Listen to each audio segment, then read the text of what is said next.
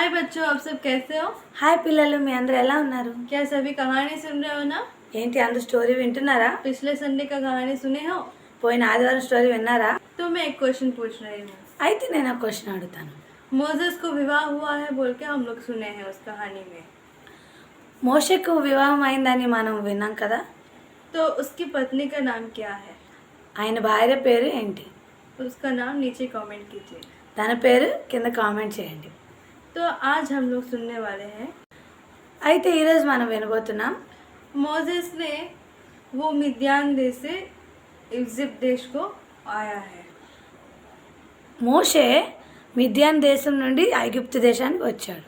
तो परमेश्वर क्या बोले हैं, तुम अकेले नहीं, तुम्हारा भाई हारून भी तुम्हारा साथ रहेगा बोल के बोला है ना। అయితే మోషేకి దేవుడు ఏం చెప్పారు?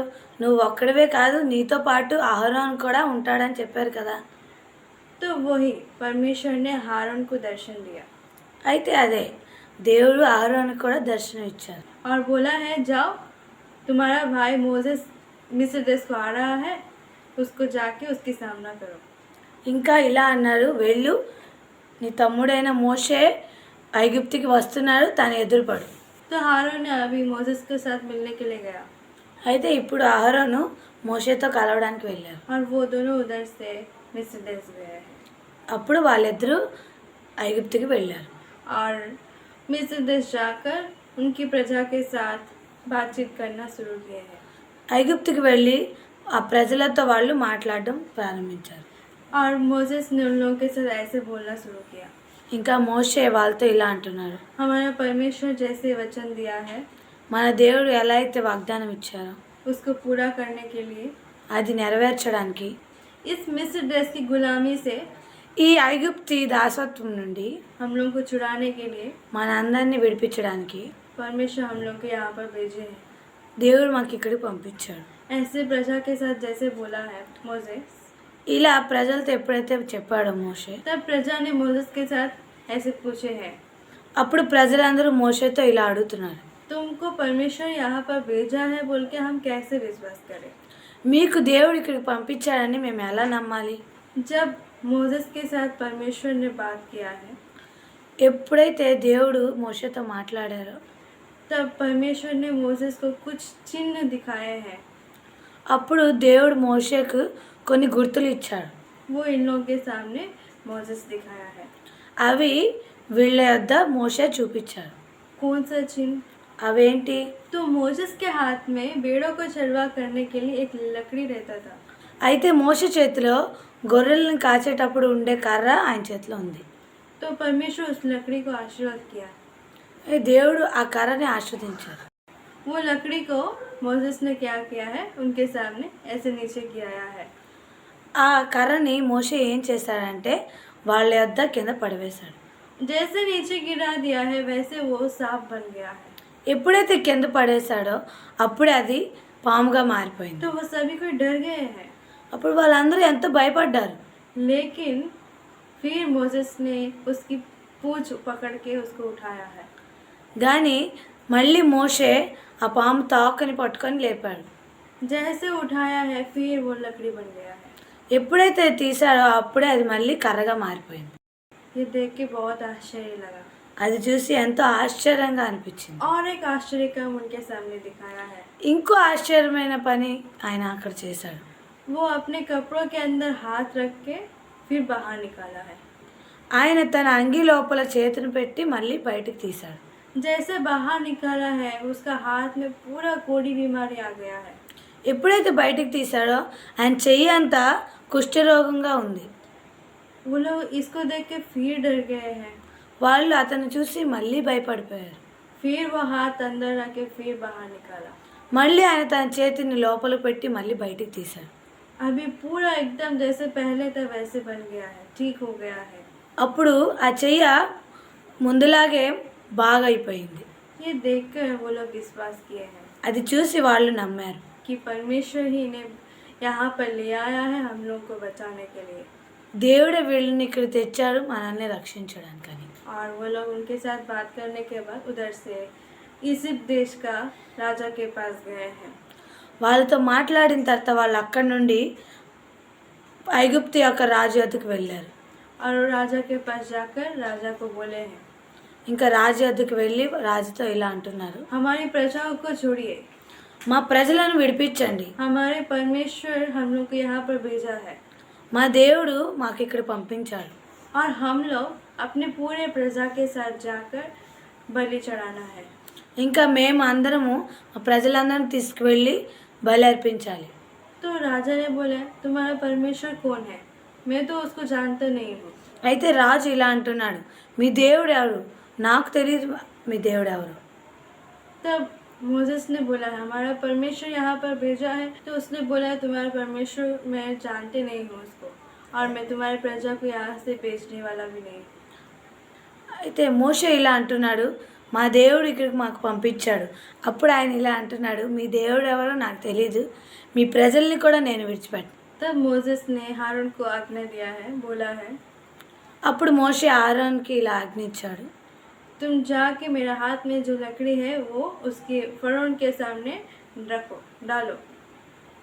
అప్పుడు మోషే ఇలా అంటున్నాడు, నువ్వు వెళ్ళి ఫరో యొద్ద నా కర్రని అక్కడ వేయు.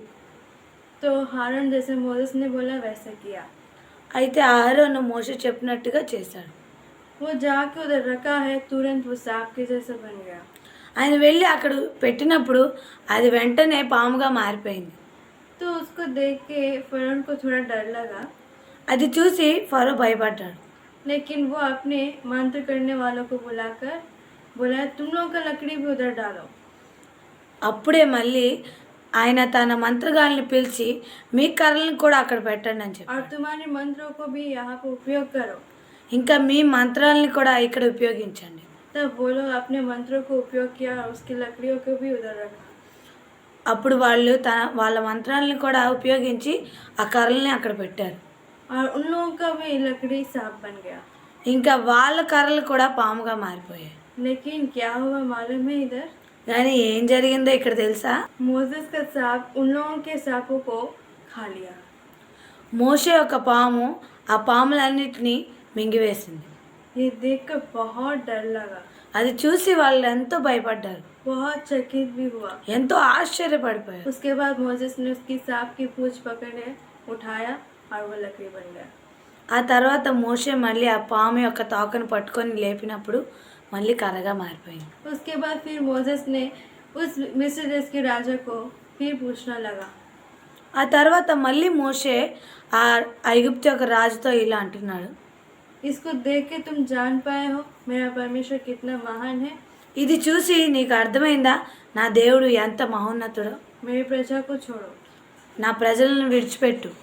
तो राजा का हृदय कठिन हो गया है కానీ రాజు హృదయం ఎంతో కఠినంగా అయిపోయింది. और वो मोसेस के साथ ऐसे बोल रहा है, ఇంకా అతడు మోషేతో ఇలా అంటున్నాడు, मैं तुम्हारे को प्रजा को छोड़ेंगे नहीं, నేను నీ ప్రజలను విడిచిపెట్టను, उसके बदले में उनको और सताएंगे। దాని బదులుగా ఇంకా వాళ్ళని ఎంతగానో దుఃఖపెడతాను. पहले कितना काम करते थे, ముందు వాళ్ళు ఎంతో పనిచేసేవాళ్ళు, उससे ज़्यादा काम करना पड़ेगा। ఇంకా వాళ్ళకి ఎక్కువగా పనిచేయాల్సి వస్తుంది. और जो नहीं कर पाएंगे उनको तो घोड़े के साथ मार खाना पड़ेगा। ఇంకా ఎవరైతే చేరో వాళ్ళకి కొరడాలతో దెబ్బలు కాస్తారు. ये आज्ञा दे चुका है वो। ఇది ఆజ్ఞగా ఆయన ఇచ్చాడు. अभी इजराइल की प्रजा सभी कोई मोसेस के पास, हारून के पास आकर बोल रहा है, तुम लोग आके हम लोग को छुड़ाएंगे बोल के बोले हो ना, और हम लोग के ऊपर कष्ट क्यों बढ़ाए हो? అప్పుడు మోషే ఇంకా ఆరోనుల యొద్దకు వచ్చి ప్రజలు ఇలా అంటున్నారు, మీరు మమ్మల్ని విడిపిస్తానన్నారు కదా, కానీ మా కష్టాలను ఇంకా ఎందుకు పెంచేశారు? अभी हम लोग मर जा रहे हैं। ఇప్పుడు మేము ఎంతో చచ్చిపోతా ఉన్నాం. तब मोसेस ये बात सुनकर बहुत दुख किया అప్పుడు మోషే ఆ మాటలు విని ఎంతో బాధపడ్డారు. और वो परमेश्वर के पास जाके रोना शुरू किया। ఇంకా ఆయన దేవుడి వద్దకు వెళ్ళి ఎంతో ఏడ్చాడు. तब मोसेस के साथ परमेश्वर बात किया అప్పుడు మోషేతో దేవుడు మాట్లాడాడు. और मिस्र देश की प्रजा के ऊपर परमेश्वर 10 विपत्तियों को भेजे हैं। वो बहुत भयंकर विपत्ति। అప్పుడు దేవుడు ఐగుప్తుల మీదకి 10 తెగుళ్ళను పంపాడు. అవి చాలా భయంకరమైన తెగుళ్ళు. तो उस समय परमेश्वर अपनी प्रजा को रक्षा किया है। అయితే ఆ సమయంలో దేవుడు తన ప్రజలను రక్షించాడు. वो लोग भी मिस्र देश में ही है, వాళ్ళు కూడా ఐగుప్తులోనే ఉన్నారు. लेकिन इस 10 विपत्तियों में एक भी विपत्ति उनके ऊपर नहीं आया है। కానీ ఈ 10 తెగుళ్లలో ఒక్క తెగులు కూడా వాళ్ళ మీదకి వెళ్ళలేదు. परमेश्वर उनको अच्छा से रक्षा किया। దేవుడు వాళ్ళని ఎంతో మంచిగా రక్షించాడు.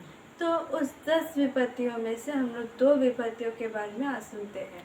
అయితే ఆ 10 తెగుళ్లలో మనము 2 తెగుళ్ళ కోసం ఈరోజు చెప్పుకుందాం. अभी हम लोग पहले विपत्ति के बारे में सुनते हैं। ఇప్పుడు మనము మొదట తెగుళ్ళ కోసం విందాం. फरो ने अपनी हृदय कठिन कर लिया, परमेश्वर की प्रजा को नहीं छोड़ा है। ఫరో తన హృదయాన్ని ఎంతో కఠినపరుచుకున్నాడు, ఇంకా ఆ ప్రజల్ని విడిపించలేదు. इसके बाद से परमेश्वर ने मोसेस को आज्ञा दिया।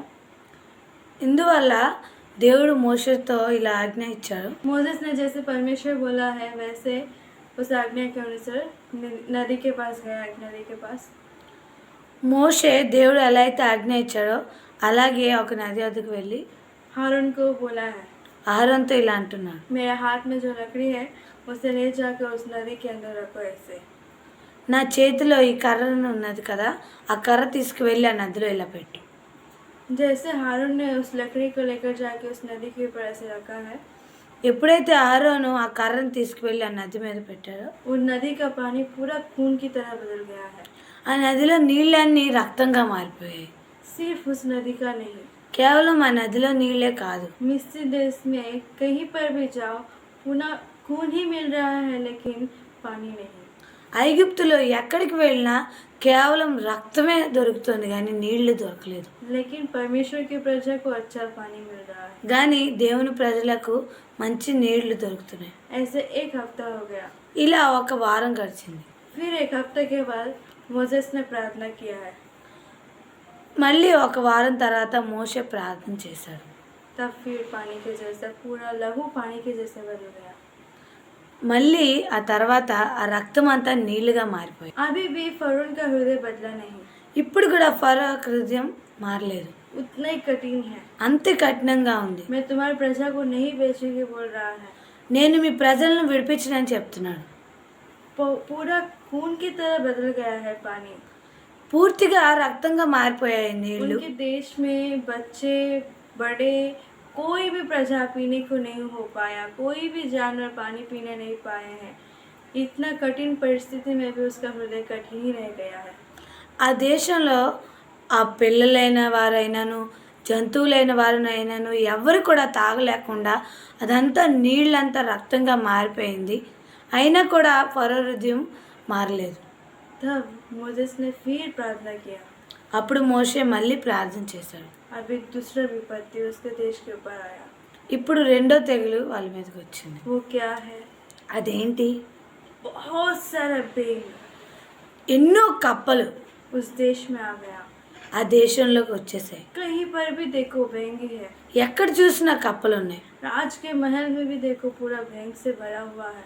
రాజు భవనంలో కూడా ఎంతో కప్పలతో నిండిపోయాయి. राजा खाने वाला प्लेट में भी बेंगी चल रहा है।